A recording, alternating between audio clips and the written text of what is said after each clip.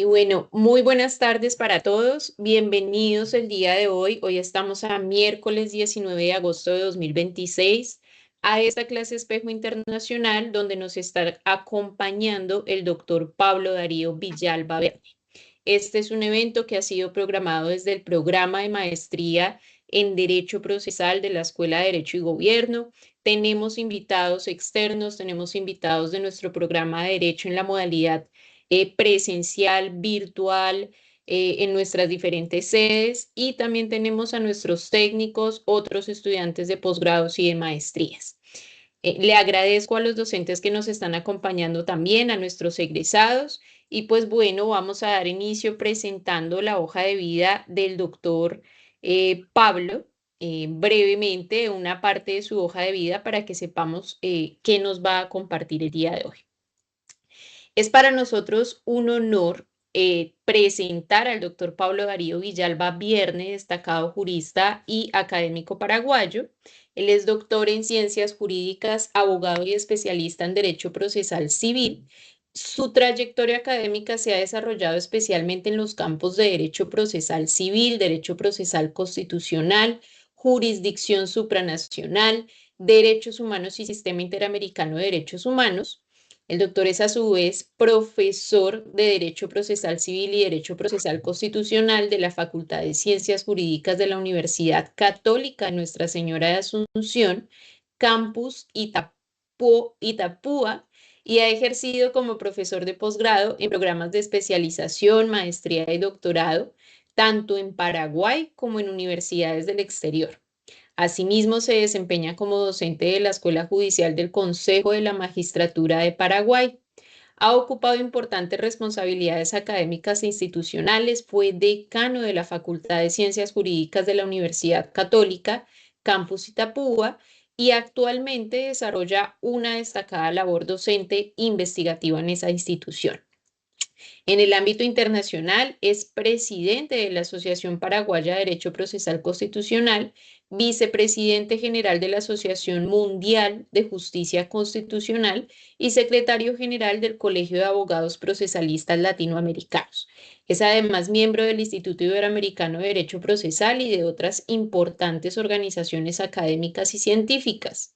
Su producción científica comprende una docena de libros, capítulos de obras colectivas y numerosos artículos especializados e indexados, con investigaciones centradas en derecho procesal, justicia constitucional, convencionalidad, prueba y derechos humanos.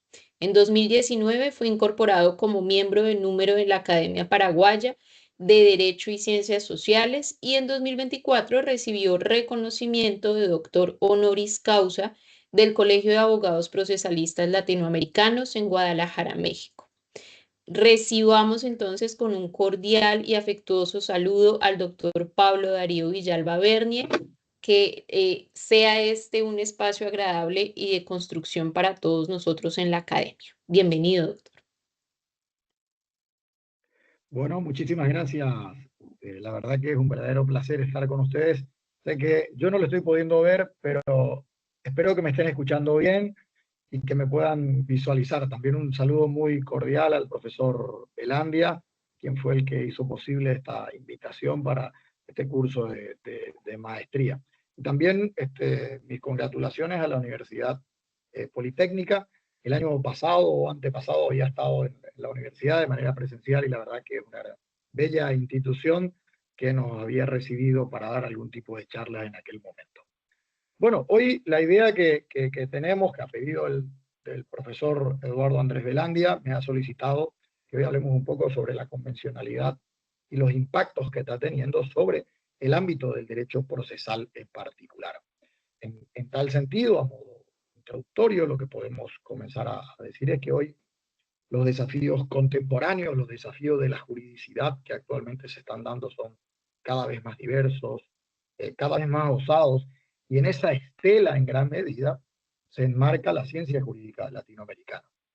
Hoy tenemos que comprender que la realidad permanentemente nos está movilizando en pos de una tutela mucho más efectiva que la que teníamos antaño, y ante lo cual se deben buscar respuestas adecuadas desde el punto de vista procesal. O sea, hoy podemos decir que estamos en presencia de la idealización de concretar una mejor tutela que debe ser analizado en este momento específico al conjuro de los derechos fundamentales y de los derechos humanos.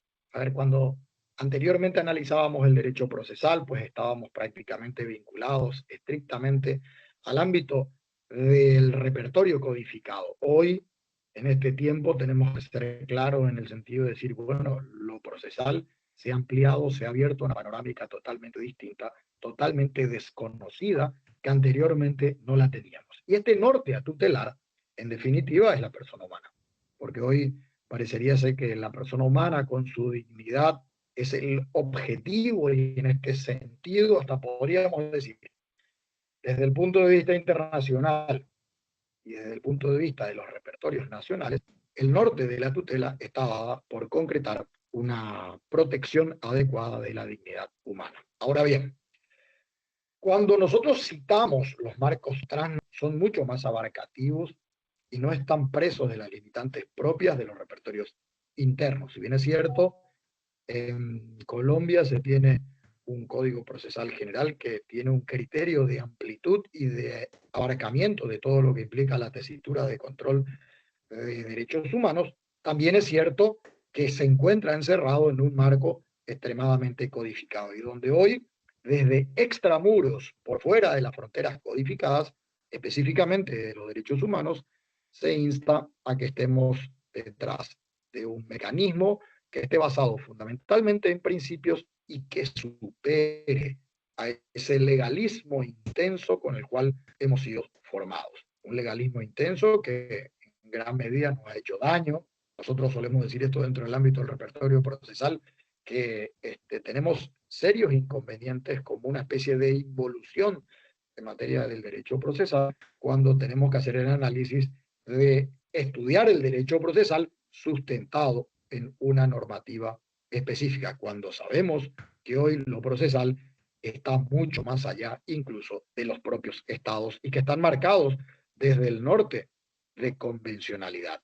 Entonces, la idea que trataremos de descifrar en esta exposición es que hoy existe una gran transformación de las ciencias jurídicas. Estas ciencias jurídicas que tienen unos efectos irradiadores increíbles por parte de los derechos humanos y que incide en gran medida en la necesidad de la humanización del derecho. Aquí, como un comentario aparte, decirles que todo esto que estoy manifestando se encuentra plasmado en un libro que fue publicado en Colombia justamente, que se denomina Convencionalidad y Derecho Procesal, Vinculaciones e Incidencias, donde técnicamente hago un análisis de cómo hoy la convencionalidad está golpeando las puertas de todos los órdenes procesales. Le hace proceso civil, proceso constitucional, proceso laboral, proceso penal, proceso administrativo, niñez y adolescencia, entre otras cuestiones. Entonces, a partir de lo convencional, no solamente comienza a modificarse el orden interno, sino que hasta podría hablarse de un avance gradual, pero a la vez avasallante, que impone criterios hermenéuticos que conducen a una mutación de la juridicidad universal. En este momento, creo que el sistema jurídico latinoamericano, sobre todo, se encuentra en crisis, y ni qué decir del procesalismo, a consecuencia del accionar del control de convencionalidad, que como bien lo decía recientemente, vino a trastocar absolutamente todo ese engranaje que se tenía construido en los distintos repertorios codificados.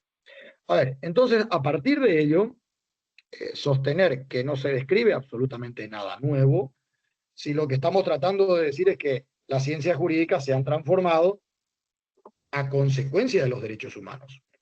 Esto que en un principio comenzó como una suerte de pálida defensa de los derechos del hombre, hoy se traducen en la necesidad de reacondicionar agudamente los arbotantes vitales que deben ajustarse a estas nuevas realidades, a estas flamantes alternativas o bisoñas consideraciones que se van dando en el mundo jurídico actual. Entonces nos plantea lo siguiente, a ver, antiguas estructuras procesales que precisan ser reacondicionadas.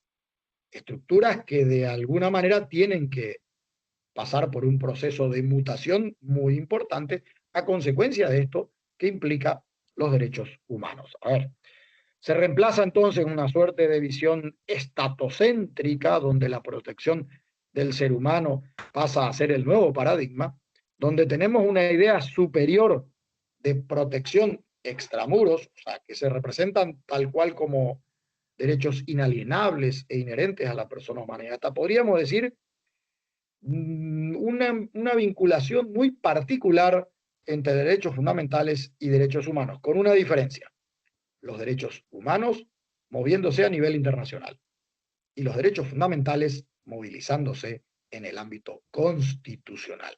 Pero cuando hacemos un comparativo entre los derechos humanos y los derechos fundamentales, nos percatamos claramente de que hay un ligamen muy importante. De hecho, la Constitución colombiana del 91, así como la Constitución paraguaya de mi país del 92, tomaron como elementos básicos en la parte dogmática del cuerpo constitucional un repetir casi todos los mismos derechos que se encontraban consagrados en la Convención Americana de Derechos Humanos. Entonces, dogmáticamente seguimos a esta tesitura que se plantea dentro del contorno de la Convención Americana. Esto hace que cuando hablemos de derechos humanos y derechos fundamentales, estemos casi hablando de cuestiones que son extremadamente similares. Ahora, donde comienza a haber una diferenciación, hasta si se quiere, desestructurada de todo lo que implica la parte dogmática, es cuando estamos hablando de la segunda parte de la visión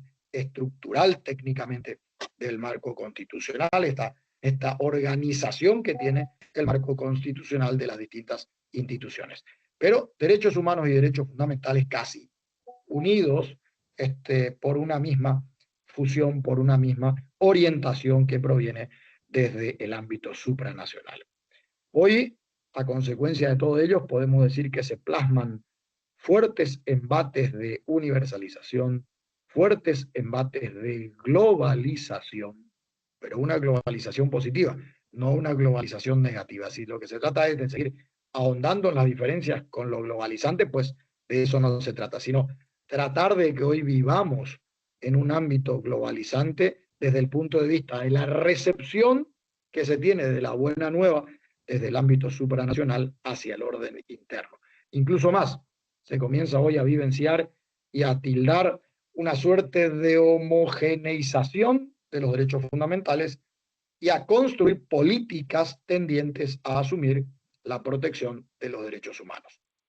Esto nos lleva en gran medida a que podamos decir, hoy se están dando una conexión vía puentes de unión entre ambos órdenes, lo internacional y lo nacional, beneficiando al ser humano sobre la base del cumplimiento del principio pro homine. ¿Qué es este principio pro homine? Simple y sencillamente el principio pro persona, que implica que ante la duda normativa tengo que aplicar aquella disposición legal que mejor protege a la persona humana. Ya no importa tanto dónde esté la norma, sino que se aplica aquella que mejor protege a la persona. Fíjense cómo lo procesal aquí un poco viene a colapsar ante estas nuevas requisitorias y esta nueva visión del derecho.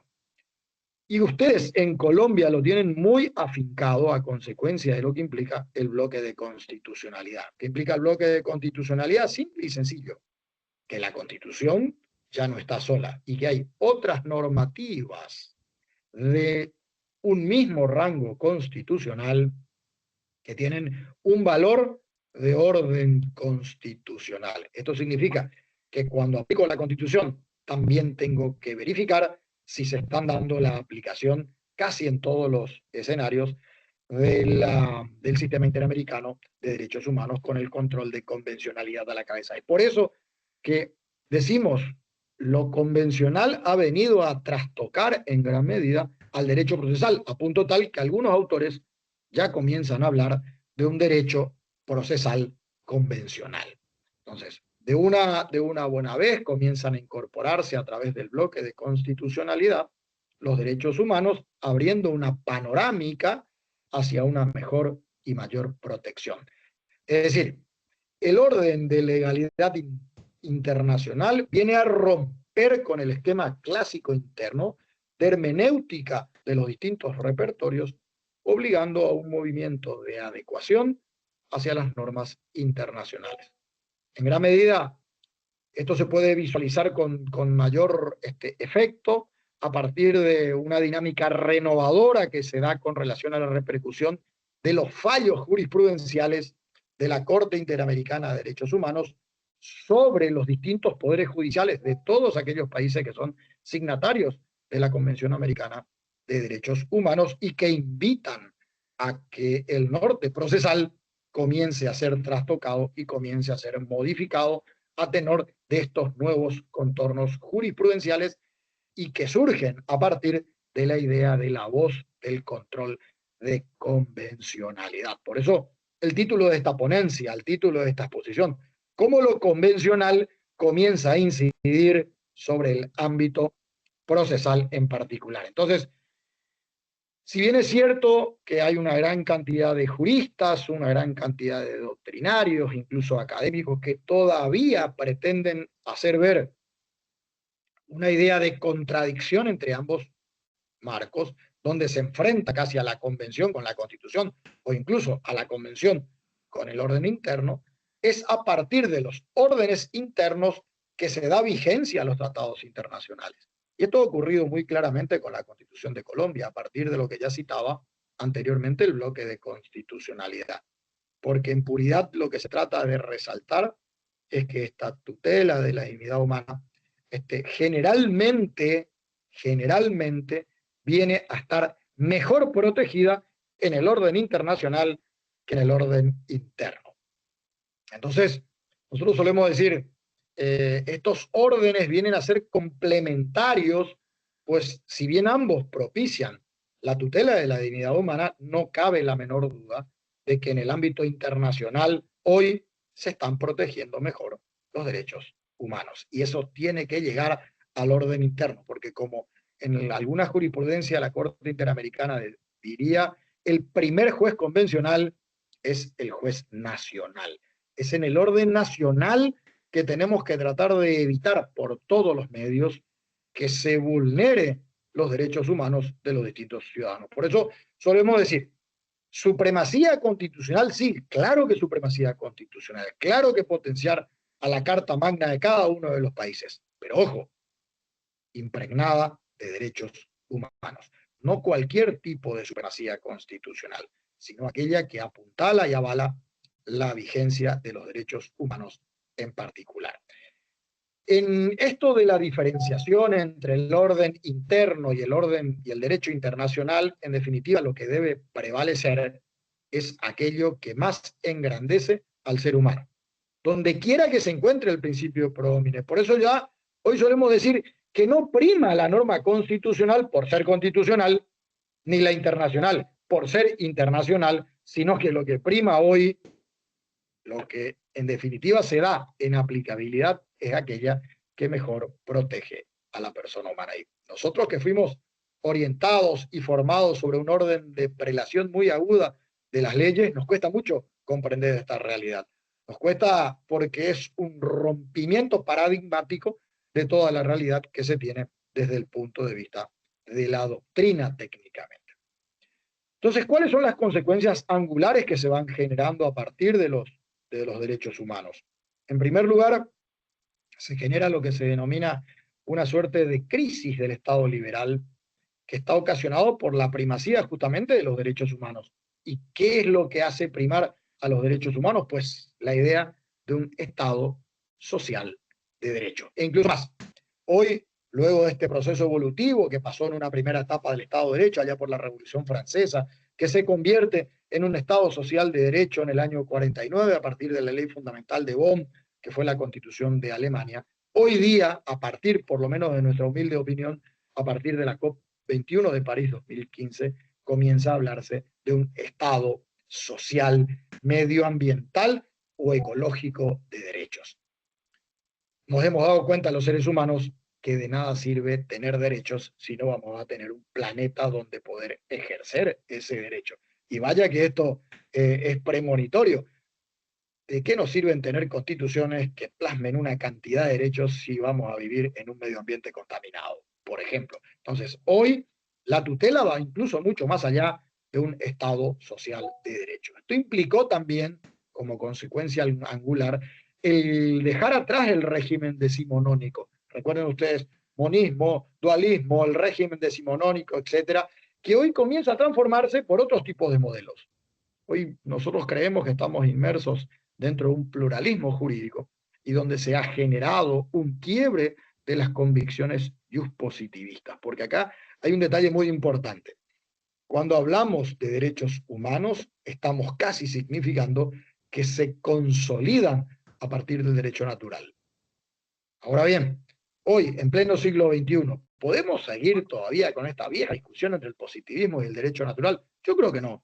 Hoy tenemos que buscar alternativas teóricas que nos permitan, teorías no positivistas, que nos permitan dar con la solución a la problemática. Eso sí, hoy tenemos que ser capaces de construir un sistema legalista sobre la base de un sistema constitucionalista y que a su vez tenga una tendencia, una mirada hacia afuera, tratando de consolidar un sistema convencionalista. Si logramos que estos tres estamentos puedan convivir, pues con seguridad estaremos dando con la receta y con la solución para la problemática procesal que estamos necesitando. Lógicamente, esto acarrea cuestiones muy básicas dentro del contorno procesal, donde técnicamente nos hablan hoy de una variación del principio de supremacía constitucional. Es decir, ya no podemos seguir entendiendo a la Constitución encerrada en las fronteras de la Constitución, porque es la propia Constitución la que abre las compuertas, la que abre los grifos, como para que se pueda comenzar a entender que hoy la realidad está integrada por el marco constitucional y por la convencionalización de los derechos humanos. Entonces, romper con ese mito errado de un constitucionalismo limitado a las fronteras tanto territoriales como de la literalidad normativa, porque básicamente comienza a tener trascendencia la idea de bloque de constitucionalidad. Una idea de bloque de constitucionalidad que gracias a la Academia Colombiana comenzamos a hablar en prácticamente toda Latinoamérica y que hoy está dando saltos agigantados en pos de un crecimiento. A partir de esto, nosotros planteamos lo siguiente. No podemos seguir entendiendo la ciencia jurídica o al sistema normativo sobre la base de una estructura piramidal.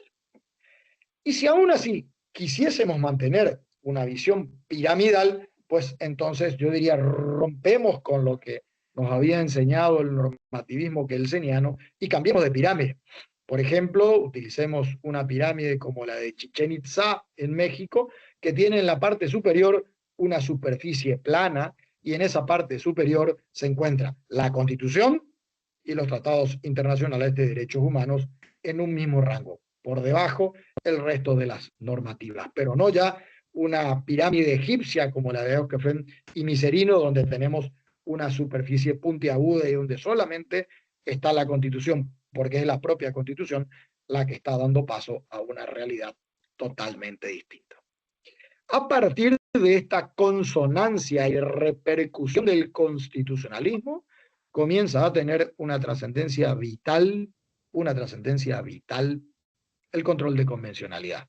A ver, este control de convencionalidad, que podemos decir el principio de convencionalidad, cuando nace, dimana de una visión europea, una línea europea que tuvo una aparente concreción en el Consejo Constitucional francés en 1975 y que luego se consolida con el caso Nicolo en el año 1988. En la línea americana, en la línea nuestra, comienza a consolidarse con la tesonera labor del maestro Sergio García Ramírez. Don Sergio García Ramírez, que comienza a hablar en los casos Mirna Machan, primeramente contra Ecuador, sobre el control de convencionalidad, y lo hacía en una opinión consultiva, pero que en forma posterior se consolida como una voz de todo el pleno de la Corte Interamericana de Derechos Humanos en el caso Almonacid Arellano versus Chile en el año 2006, donde los propios integrantes de la Corte Interamericana por aquel entonces reconocen la paternidad del término en don Sergio García Ramírez.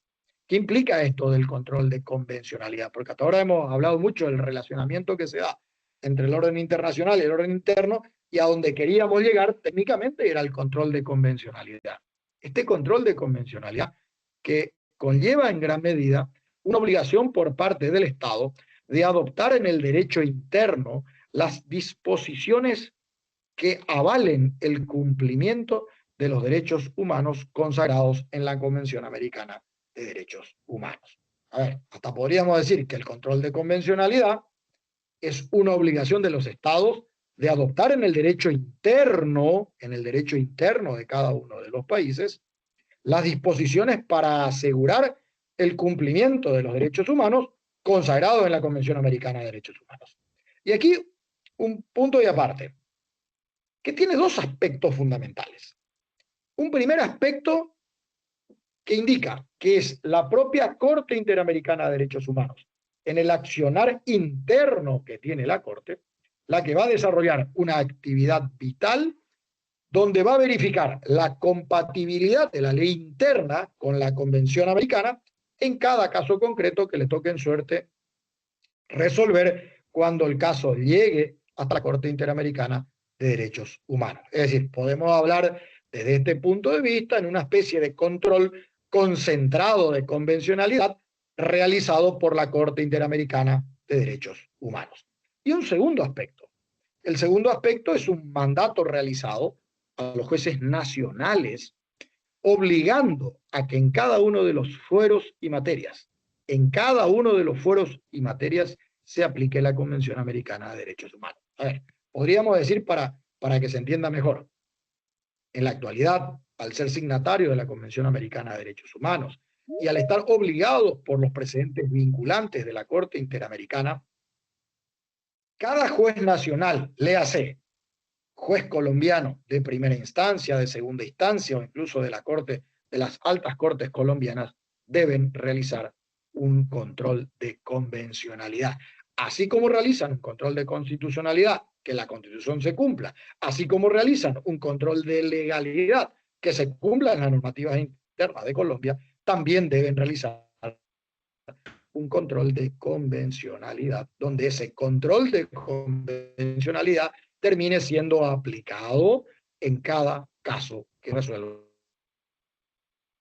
en Colombia. Increíble, hacia la cual están prácticamente sometidos no solamente los jueces colombianos, aclaro esto, estoy poniendo el ejemplo de Colombia porque estamos aquí en una clase para el hermano país de Colombia, sino que esta obligación se traslada a cada uno de los jueces nacionales de los países signatarios de la Convención Americana de Derechos Humanos. Fíjense el cambio copernicano que esto implica a la hora de analizar todo el plexo normativo que se va dando a partir de la convencionalidad. Decíamos que el origen entonces del control de convencionalidad se da ya con el caso Almonacid Arellano en el año 2006, que la paternidad del término le correspondía a mi gran amigo Sergio García Ramírez, con quien he compartido mucho y que desgraciadamente hoy desde el más allá nos está iluminando, tratando de proseguir con esto que es de su paternidad, tratando de comentar lo que es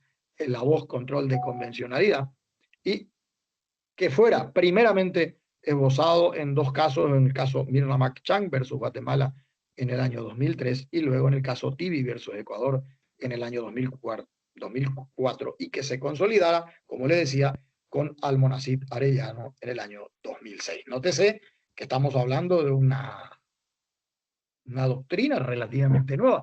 Para el ámbito jurídico, analizar una doctrina como esta, relativamente nueva, novel, 20 años, 2006, sí, 20 años. Estamos cumpliendo apenas 20 años del control de convencionalidad. Y fíjense que hoy cada congreso, cada curso, cada maestría y cada doctorado que se realizan en los países latinoamericanos que son signatarios de la convención, pues tienen que tratar en gran medida esta nueva materia que es el control de convencionalidad, porque evidentemente está trastocando, transformando, mutando toda la realidad jurídica latinoamericana. O no solamente latinoamericana, sino interamericana. Entonces, se produce a consecuencia del control de convencionalidad una mudanza en la visión de los derechos individuales hacia la tutela de los derechos humanos, que son derechos en gran medida, muchas veces individuales, pero otras colectivas y comunitarias. Entonces, en este contorno es que comienza a transformarse la necesidad de las garantías fundamentales, donde en el derecho procesal constitucional específicamente, lo importante es el derecho a proteger, que condiciona a la vigencia de la acción.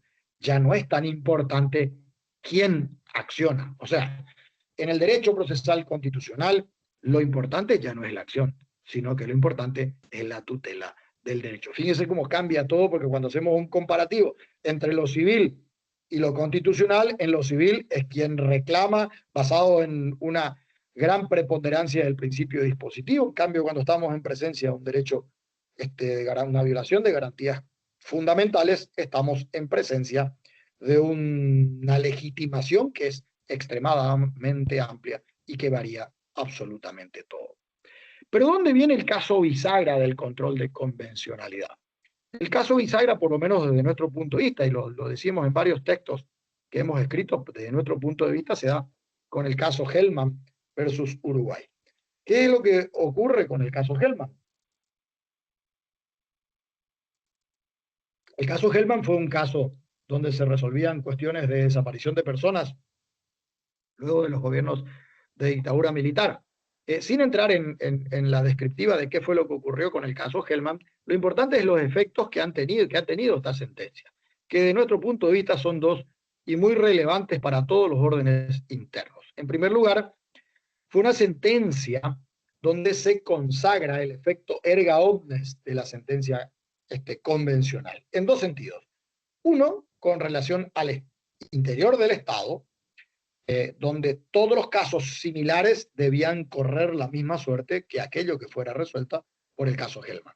Y en segundo lugar, en contra de los demás estados signatarios de la Convención Americana de Derechos Humanos, que también deben cumplirlo. ¿Esto qué significa? Significa que hoy un caso en contra de Colombia puede terminar afectando a mi país, Paraguay, o un caso contra Paraguay, donde la Corte condena a Paraguay, puede terminar afectando a Colombia, a Venezuela o a algún otro país. Es decir, hoy nos damos cuenta de que esta visión transnacional ha cambiado radicalmente y hoy tenemos que estar a tiro de todo lo que implica el desarrollo convencional, porque una sentencia que, por ejemplo, perjudica o condena a México también puede estar siendo utilizada a futuro para condenar a otro país. Y, por cierto, es de obligatorio alcance en contra de todos aquellos que tienen similares situaciones. Y ni qué decir cuando la Corte Interamericana, en el segundo impacto importante del caso Hellman, termina resolviendo la cuestión del precedente vinculante obligatorio. En dos sentidos también. Uno, para el Estado interviniente, es decir, para Uruguay en este caso, pero también aclara la Corte Interamericana que tiene efecto de precedente vinculante obligatorio para los demás estados por el solo hecho de ser parte de la Convención Americana de Derechos Humanos.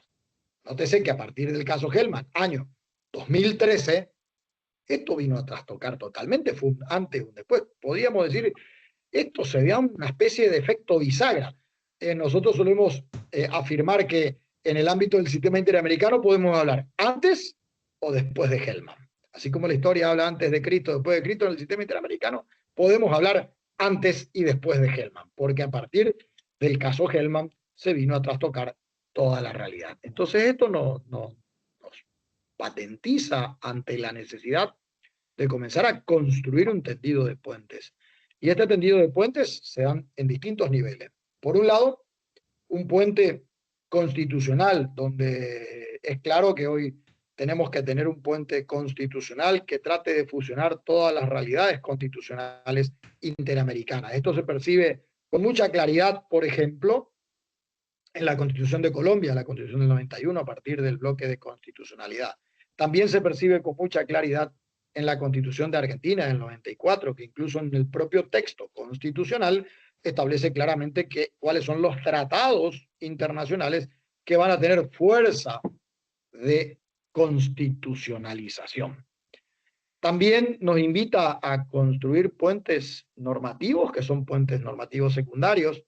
Estos puentes normativos secundarios, en la mayoría de las legislaciones domésticas, donde vemos que los repertorios internos tienen que comenzar a adecuar la normativización en favor de la receptividad de estos mandatos de convencionalidad. Por otro lado, también se generan puentes culturales. O sea, definitivamente debemos asumir a los derechos humanos como elemento esencial de una transformación jurídica cultural. Aquí ya no estamos hablando simplemente de puentes culturales, sino que estamos hablando de cambios de paradigmas culturales en el ejercicio y en la visión de la ciencia jurídica interamericana. También se generan puentes de políticas públicas. Hoy tenemos puentes que comienzan a concretarse a través de las políticas públicas que deben incluir programas nominales de asimilación de los derechos humanos. Y cuando hay programas nominales, se ha constatado también que son de cumplimiento ficticio. Es decir, tenemos que tratar de lograr que estos programas de políticas públicas efectivamente se vayan cumpliendo en cada uno de los estados. Y finalmente, el que más nos interesa a nosotros son los puentes jurisdiccionales. Estos puentes jurisdiccionales, mediante un diálogo jurisdiccional internacional generado entre el orden supranacional y el orden doméstico, que se apoye definitivamente en el marco de convencionalidad. Para ser sinceros, y a la hora de realizar una especie de colofón de todo esto que estamos hablando, tenemos que asumir que desgraciadamente se perciben más deudas que concreciones. Sin embargo, este lento peregrinar de un progreso continuo en pos de la consolidación de la convencionalidad se va poco a poco imponiendo en los distintos estamentos jurisdiccionales. Si bien todavía no con la fuerza que se pretende, pero técnicamente poco a poco los organismos jurisdiccionales van asimilando esta realidad. Ojalá que en algún momento lo asimilen de manera enfática, fuerte, y que tengamos una catarata de resoluciones que tutelen a los derechos humanos. Desgraciadamente esto no se ha dado en ningún país latinoamericano, sino al contrario, todo el proceso de asimilación fue muy, pero muy lento. Y en este sentido tenemos que aclarar que Colombia fue uno de los países que mayor receptividad le ha dado al control de convencionalidad, más allá de esta famosa discusión que se tenía entre el Consejo de Estado y la Corte Constitucional, como el famoso choque de trenes, pero que en definitiva hoy día se puede constatar que Colombia está haciendo una apuesta en concreto en pos de la convencionalidad. Con seguridad quedará todavía un camino estrecho, sinuoso y lleno de espinas, pero que se comenzó a transitar, ya se ha comenzado a transitar. ¿Cuáles son los inconvenientes para la asimilación del control de convencionalidad? Lo que nosotros encontramos de manera muy aguda, muy fuerte, es un radicalizado territorialismo. Países que creen que la soberanía está encerrada en las fronteras de cada uno de los límites territoriales que impiden que la normativa externa se aplique en el orden interno. Una visión también de formación académica, de enseñanza del derecho que está extremadamente basado en una visión positivista.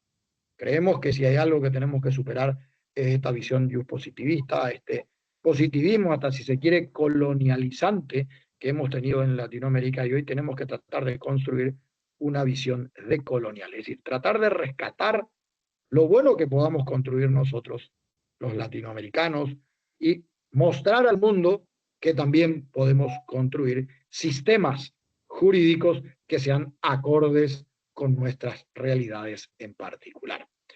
Y fundamentalmente, ¿cuál es el mayor inconveniente para la asimilación? Nosotros creemos que el mayor inconveniente es la gran incomprensión de los gestores de la existencia de un orden externo. Es muy difícil que se pueda plantear control de convencionalidad o tutela de derechos humanos si no conocemos la materia. Recuerdo que en un país, no voy a dar nombres de ningún país para no herir ningún tipo de susceptibilidades, pero nos llamaban a una conferencia que tuvimos dando una clase para el Poder Judicial. Entonces, en ese momento, cuando estaba dando la clase, hablábamos de esta cuestión de convencionalidad. Yo en determinado momento me di cuenta que el público como que no estaba no estaba entendiendo ni estaba prestando nota de lo que nosotros decíamos. Entonces, hice una pregunta. La mayoría de los integrantes de ese auditorio eran jueces. ¿Cuántos conocían del control de convencionalidad? Fue grande la respuesta del público cuando solamente una persona levantó la mano. Yo conozco el control de convencionalidad y estoy tratando de implementar en mi juzgado. El resto de los jueces no conocían del control de convencionalidad. Por tanto, volvemos a ratificar esta incomprensión de los gestores de un orden externo hace que sea muy, pero muy difícil aplicar aquello que desconocemos. Creo que este es el mayor problema que está teniendo el control de convencionalidad. A ver, este control de convencionalidad que hoy tiene que aunarse y tiene que aplicarse al compás de varias figuras. Yo creo que hoy tenemos por un lado el control de constitucionalidad, el control de convencionalidad, el control de legalidad, una teoría de la argumentación sobre la base de principios y a partir del manejo y de la armonización de estos cuatro elementos, ilumina cual faro a todo el orbe jurídico interamericano. Entonces, fíjense, esto que estamos contando nos lleva a comenzar a analizar la problemática del derecho procesal técnicamente. Fíjense cómo lo convencional comienza a trastocar y a permitir una mutación del orden procesal, porque no cabe duda que todo esto que estamos hablando viene a un poco a indicarnos que se rompe con la idea de un derecho procesal superficial, que esté planteando solamente repensar postulados tradicionales, sino que hoy se está cuestionando los agotantes principales del derecho procesal. Hoy creo que tenemos que comenzar a comprender al derecho procesal más allá de lo procesal.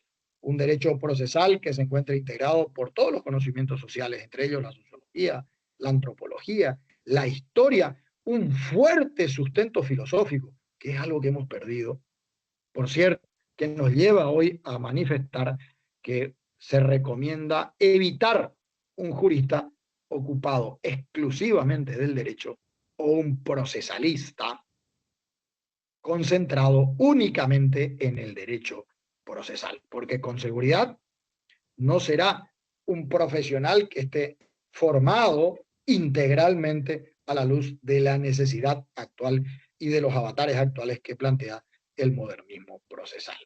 Entonces, hoy tenemos que ser claros, para conocer el derecho, para conocer el proceso, hay que superar la idea de conocer simplemente normas. Implica conocer la historia del derecho, el derecho comparado, con el agregado de una amplia cultura y un claro contenido filosófico. Lo que se busca es un jurista que debe evitar la superficialidad, que debe manejar la filosofía, manejar la lógica, el lenguaje, la teoría y sobre todo la argumentación. A partir de ahí fluye en gran medida la necesidad de una apuesta con respecto a la filosofía jurídica. Y aquí tenemos que ser absolutamente claros. El derecho procesal, en gran medida, casi siempre estuvo lejos de la atención de los filósofos. Hoy es algo que tenemos que tratar de recuperar, esta filosofía procesal que nos invita a reflexionar de una manera totalmente distinta. Hoy se reconocen estándares comunes dentro del ámbito del proceso. En la mayoría de los sistemas, entre ellos podemos citar igualdad ante los tribunales, proceso justo, litigación pública, derecho a una audiencia oral, independencia e imparcialidad de los jueces, constatándose que casi todos los sistemas procesales tienen rasgos comunes en el sentido significado, aunque cada uno con variables, rasgos comunes que son fundamentales para la tutela de los derechos. Entonces, estos nobles contornos que también comienzan a incidir a partir de la vigencia de lo convencional y que viene de fuera de los marcos territoriales, nos invitan a analizar la situación desde agudos puntos de vista. Por ejemplo, un procesalismo visto desde el prisma constitucional. Una jurisdicción que amplía sus contornos cuestionando los límites de la tutela jurídica efectiva. Una gran incidencia de la Convención Americana de Derechos Humanos. Una vivencia incluso del derecho procesal sobre principios. Eje esencial para la concreción de un sistema de justicia. Hoy se plasman embates de derechos humanos que condicionan a la esfera procesal. Hoy se plantea también una idea de legitimación amplia y cómo esto contrasta con la realidad de litigación que nosotros tenemos en los órdenes internos. Hay una distinción entre constitución, que está llena de valores y principios, y la ley, los repertorios codificados, que están llenos de reglas. Esto no significa que no apliquemos las reglas. Claro que tenemos que aplicar las reglas. No significa que destruyamos lo que ya tenemos, sino que significa que cada regla tendrá que ser analizada conforme al principio que le marca la pauta en concreto.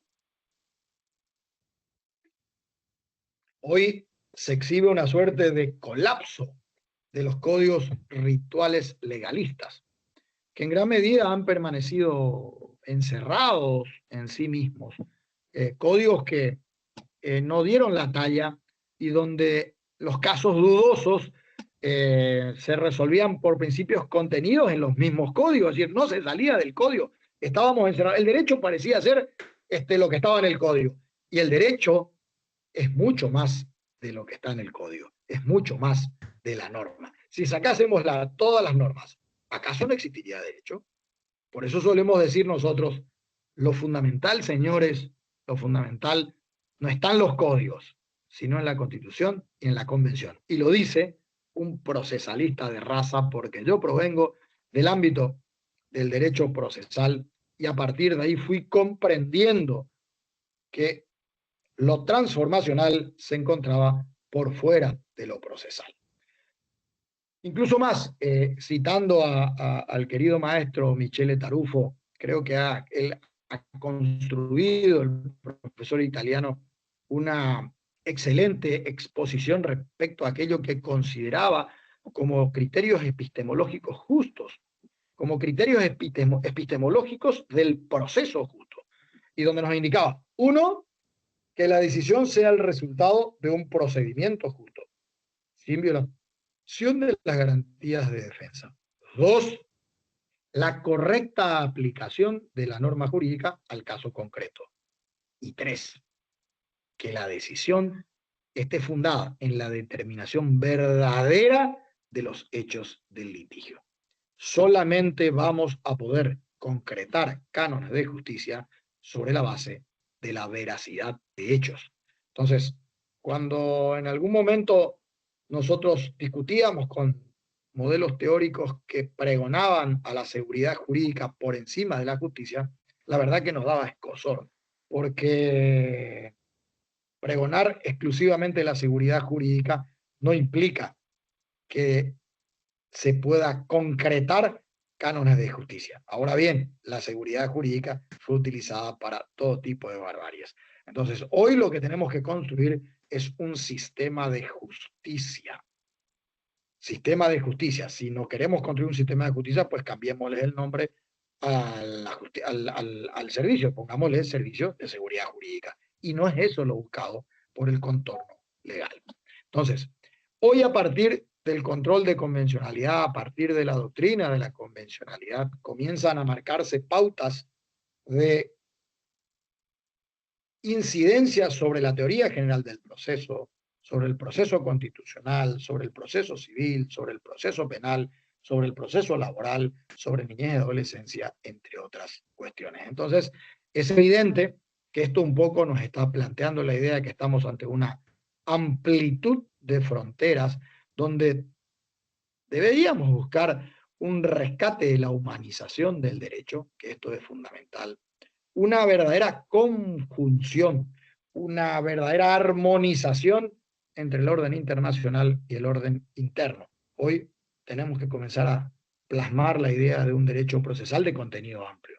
Por eso decimos, a partir de la convencionalidad, comienza a generarse la necesidad de una nueva teoría del derecho procesal, con orientadores procedimentales en específicos que se encuentran contenidos en la mayoría de las resoluciones de la Corte Interamericana. Entre ellos, uno, un valor axiológico fundamental, la justicia en el centro de la escena. La justicia es como el Sol y el resto de los planetas, los otros valores que giran alrededor del Dios Sol Justicia. Lo que debe buscar el sistema de justicia. Garantizar un acceso a la justicia, legitimación amplia, juicios orales y públicos, garantía de la doble instancia, derecho a un juez natural, el respeto al debido proceso, una idealización respecto al plazo razonable, igualdad procesal, un deber de argumentación y motivación, la desformalización del proceso, independencia e imparcialidad y un derecho a la verdad en particular. Entonces, si a ello, a todo esto que estuvimos significando, le agregamos el contorno de confusión filosófica, creo que estamos dando con los puntales para generar modelos transformacionales. Latinoamérica, desgraciadamente, ha sido incapaz de construir un modelo teórico propio que se adapte a la cosmovisión nuestra.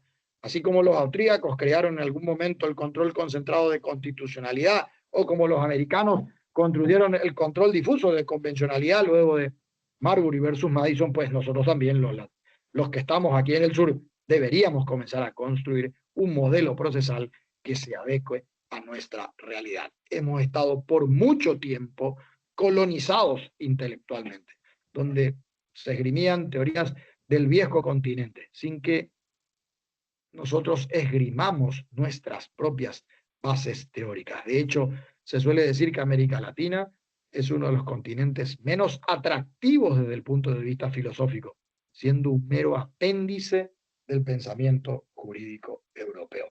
Estas son las cosas que tenemos que comenzar a romper y ojalá que se vayan dando a partir de la convencionalidad dentro del ámbito del derecho procesal. Sobre estos vestigios de intensa legalidad, se fueron formando generaciones de profesionales, entre los cuales seguramente estaremos todos nosotros. Generaciones de estudiantes, ya sea de grado, especializaciones, maestrías y doctorados, que fueron atesorados sobre la base de un legalismo y de un positivismo concretado sobre constituciones cerradas. Recién, a partir de la convencionalidad, es decir, a partir del año 2006, se comienzan en gran medida a erosionar estos diseños anteriores. Por eso es tan importante que manejemos control de convencionalidad, porque hoy nos damos cuenta que vivimos en una realidad con un dinamismo social, un dinamismo procesal increíble. El sistema procesal tiene que ser un sistema que está en permanente movimiento, adecuado a las nuevas condiciones, eminentemente móvil, evolutivo, porque en definitiva también es cierto que los tratados internacionales de derechos humanos son instrumentos vivos que tienen que acompañar la evolución del tiempo y de las condiciones de vida. El derecho procesal requiere de menos mitos, mucho menos mitos y más eficiencia. El sistema procesal tiene que dar dotes de eficiencia para que definitivamente podamos comenzar a consolidar una idea absolutamente seria de lo que implica el derecho procesal del siglo XXI, un derecho procesal moderno y adecuado a la tutela de los derechos fundamentales de aquellos que piden custodia en los distintos países latinoamericanos. Para ir culminando, creo que me pasé el tiempo, así que me van a disculpar. Me dijeron 40 minutos y creo que me he pasado un poco, pero como metas articular, hoy creo que tenemos que comenzar a construir un derecho procesal amoldado a las nuevas coordenadas de convencionalidad. Se debe también plasmar definitivamente una verdadera transformación que rompa con estas barreras. No cerrar las puertas de la modernidad jurídica, pero ojo, sin perder identidad y sin perder nuestra cultura. Creemos lo nuestro, creemos aquello que sea adecuado para la realidad de cada uno de nuestros países. En definitiva, hoy la humanización es un reto por el cual vale la pena hacer el esfuerzo. Creo que si logramos que nuestros diseños procesales se humanicen, pues vamos a estar dando con una solución avesada en pos de una correcta tutela. Llegó la hora definitivamente de un revisionismo serio y profundo del derecho procesal. Nosotros solemos apuntalar que de una buena vez por todas se tienen que abandonar las turbias teorizaciones que no gestaron eficacias. Una especie de nebulosos oráculos que solo han traído mayores confusiones y calamidades. Nosotros tenemos que ser capaces de construir las respuestas a nuestras necesidades. Hoy tenemos que desafiar al futuro y cual manos hábiles de alfarero construir los antídotos para tantas angustias procesales. De allí que la apuesta sea por construir un derecho procesal convencionalizado. Ojalá que lo podamos hacer y que este tipo de charlas por lo menos sirva para alimentar y para aprender una mechita nueva donde podamos decir, bueno, el derecho procesal requiere de un modelo transformacional.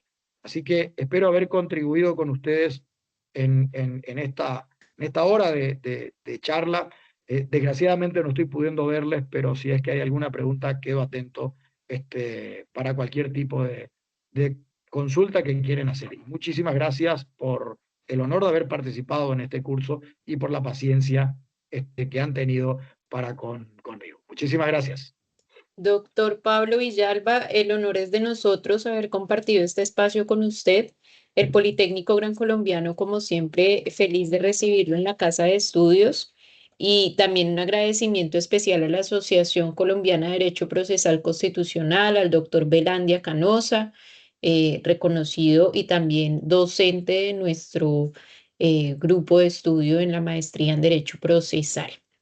Mi doctor, tenemos una pregunta que me gustaría Sí, por favor. elevarle. Tenemos varias, pero hay una que fue Bien. ampliamente recibida por varios estudiantes en votación y es la siguiente.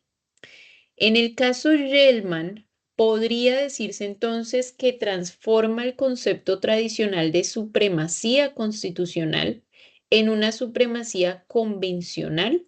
¿O realmente lo que exige es una interpretación de la Constitución conforme al bloque de constitucionalidad? Desde mi punto de vista, no creo que haya venido a transformar la supremacía constitucional.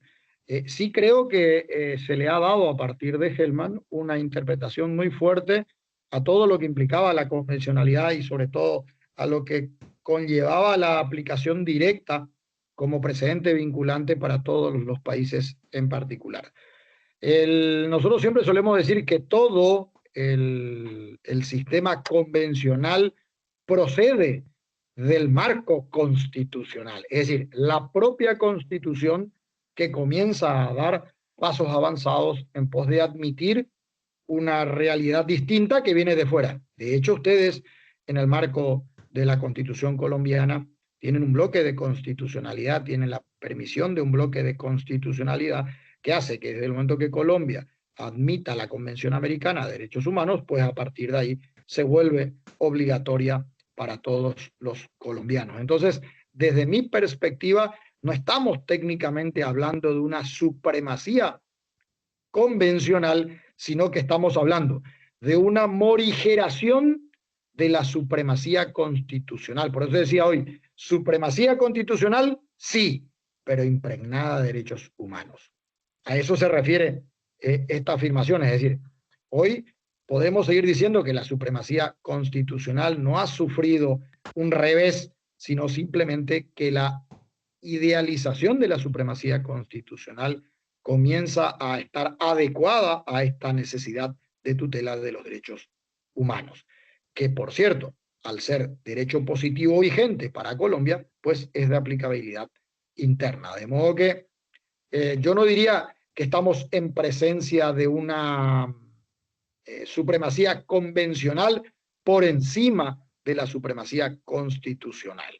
Ahora bien, Sí existen mandatos del sistema interamericano de derechos humanos que a partir de la vigencia de la autorización constitucional para que un tratado internacional se aplique en un determinado país, pues lógicamente conlleva a que este tratado internacional también tenga rango constitucional. Y aquí viene a colación aquello de que tanto el preámbulo constitucional de la República de Colombia como el artículo primero se habla de la dignidad humana.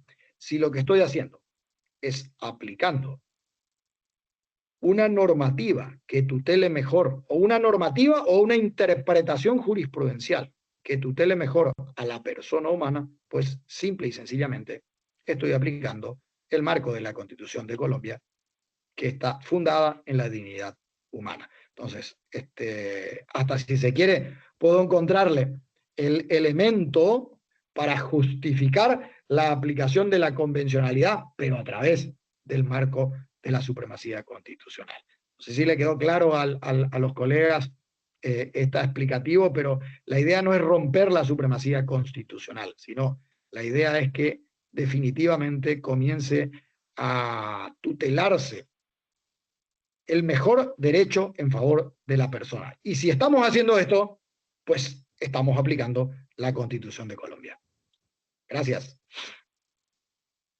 Muchas gracias a usted, mi doctor Pablo Darío Villalba.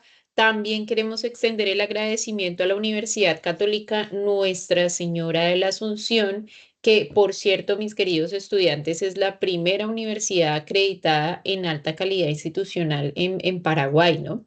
Acá varios Paraguay. Así estudiantes es. están mandando sus reacciones de felicitación, de aplausos, de agrado por este espacio. La tecnología no va a ser un impedimento para que nos podamos conectar y llegar a todos los rincones del país. Y bienvenido nuevamente, mi querido doctor.